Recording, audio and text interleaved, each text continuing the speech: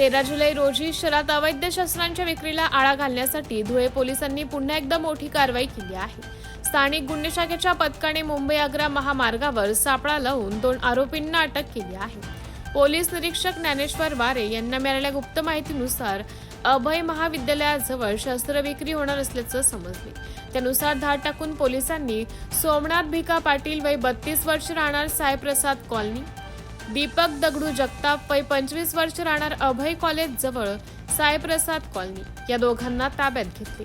त्यांच्याकडून 40,000 रुपये किमतीची एक देशी कट्टा आणि 3,000 रुपयांच्या 3 जिवंत काडतुसे असा एकूण 43,000 रुपयांचा मुद्देमाल जप्त करण्यात आला। प्राथमिक चौकशीत सोमनाथ यांच्याकडून दीपकने शस्त्र विकत घेतल्याचं समोर आले।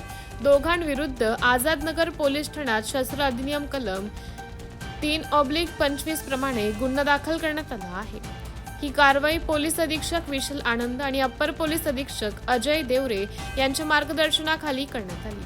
कारवाई करणारे पथक पोलीस निरीक्षक ज्ञानेश्वर वारे, प्रभारी अधिकारी LCB धुळे, पोलीस निरीक्षक अमरजीत मोरे, पोलीस अंमलदार सरसेविक चव्हाण, तुकाराम सूर्यवंशी, पंकज खैरनार, अमोल पाटील, अतुल निकम, जगदीश सूर्यवंशी, सिद्धार्थ निकम पोलिसांनी दिलेल्या माहितीनुसार धुळे शहरात गेल्या 20 दिवसात अवैध शस्त्रांविरुद्ध ही तिसरी तर जिल्ह्यात चौथी कारवाई आहे। शस्त्रांचा मूळ पुरवठेदार शोधण्याचं काम सुरू आहे। MDTV न्यूजसाठी राज जाधव, शिरपूर।